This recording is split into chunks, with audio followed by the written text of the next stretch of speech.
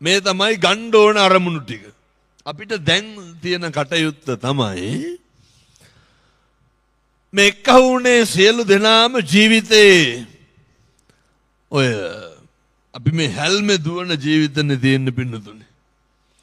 අපි හරි කලබලයට දුවන මිනිස්සුනේ. අපි හරි පීඩාවෙන් ඉන්නේ. මේ වෙනකන් අපි කාටවත් බැරි වෙලා තියෙනවා. අදුම තරමේ මේ අර මොකටද මිනිස්සු වෙලා ඉපදුනේ කියලාවත් හිතා ගන්න හදා ගන්න. මේ ලැබපු මිනිසත් භවයේ තුල අපි කල්පනා කරන්න ඕනේ හිතන්න ඕනේ ප්‍රමුඛම කාරණයක් තමයි මම මේ කියන එක හොඳට මතක තියාගන්න ඕනේ. පින්නතුනේ ජීවිතේ මිනිස්සෙක්ගේ සිද්ධ වෙන තරමක් අකුසල් සිද්ධ වෙන ප්‍රධාන දොරටු තුනක් තියෙනවනේ. මේ අප්‍රමාදීව හිතන්න ඕනේ ඒවා. අපේ හිතයි අපේ කයයි මේ වචනයයි සිත කය වචනය හැර අකුසල් සිද්ධ වෙන තැනක් තියෙනවද? මේකෙන් මහ දෙයක් නැහැ. ඔය ක්‍රියාකලාපේ කටයි ඔය හිතන පතන විදිහයි ටිකක් හරි ගස්ස ගන්න තියෙනවා. දැන් ඔය ඕන් හිතන පතන විදිහ දැන් ඔය කුඩ ඉහළගෙන ඉන්න මිනිස්සුන්ට පිටිපස්සෙන් ඉන්න කට්ටිය දැන් කොහොමද හිතන්නේ? වෙවුලන්නේ නැත්නම් ඇඟේ මසුත් එක්ක. ඇයි ඕක කුඩ බාන්න එපා එහෙමයි කියලා. ඕක අවුවයි කියලා ඉස්සුවත් ඔච්චරයි වැස්සත් ඔච්චරයි. පැහැදිලිද දැන් හිතේ හදා ගන්න ඕනේ ඒවා. මේක කුලප්පු වෙන එක නවත්ත ගන්න ඕන. මං හිතුවේ අර හරිය මරා ගනී කියලා. එච්චරට ඔය මං ඉතින් මේවා හරියට දැකලා තියෙනවනේ. මේවා මේ අර මාධ්‍ය යන හින්දා මං තන කියන්නේ එක තැනක අම්මා කෙනෙක් ගැහුවා. ඒ කවුරු හරි තරුණයෙක් හිටගෙන හිටියා. මේ ඒ පේන්නේ නැහැ කියලා. නමුත් ඉතින් ඔය මොකද ඉතින් කරන්න පින්නතුනේ. මේ විදිහේ ගැටලු තමයි තියෙන්නේ. ඔයත්තන්ට එන කේන්ති අනුව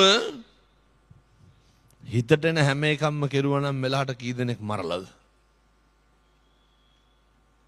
මරන්න කේන්ති එනවනේ. අපි ඕක හදාගමු. මේ කලබල වෙන හිත මේ තැන් වල දුවන හිත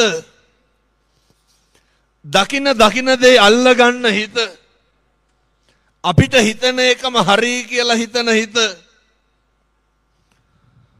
පින්නතුනේ මේක දැන් ටිකක් පාලනය කරගන්න කාලය ඇවිල්ලා තියෙනවා. ජීවිතේ මිනිස්සෙකුට මේ පව් මේ පින් කියලා කල්පනා කරන්න පුළුවන් එකම ආත්ම භාවය මොකක්ද? මනුෂ්‍යාත්ම භාවය. මේක හොඳයි මේක නරකයි කියලා හිතන්න පුළුවන් එකම ආත්මය මොකද්ද? මනුෂ්‍යාත්ම භාවය. දැන් උතන කට්ටියට බනිනකොට හිතුන්නේ නැද්ද?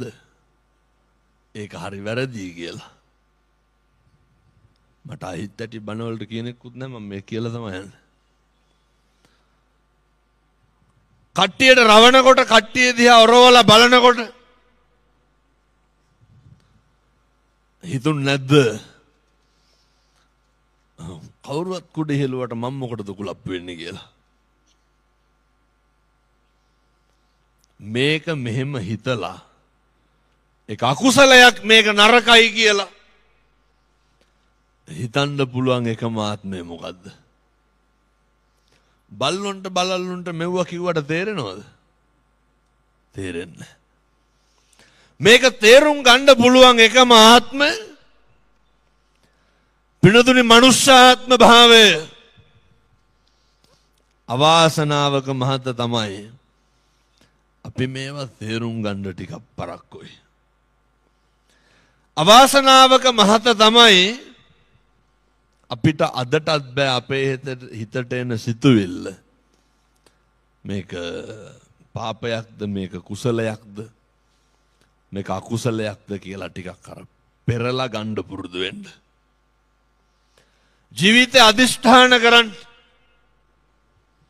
මං කියන්නේ මේක දැන් ඉඳන් පටන් ගන්න.